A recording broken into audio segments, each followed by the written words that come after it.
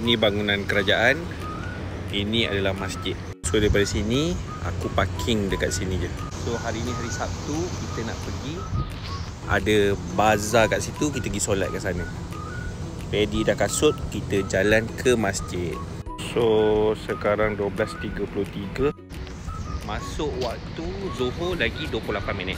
Kenapa aku parking dekat sini? Sebab lebih mudah berbanding dekat roundabout tu memang banyak kereta lah. Tapi bestnya bolehlah cuci mata kat sini sebab dekat sini adanya People's Market. Ramai juga yang menjual dekat sini sebelum kita nak sampai ke masjid tu. Jadi inilah dia People's Market. Boleh jalan dekat sini. People's Market ni buka dari sejak hari Sabtu 8 pagi hingga pukul 1 petang.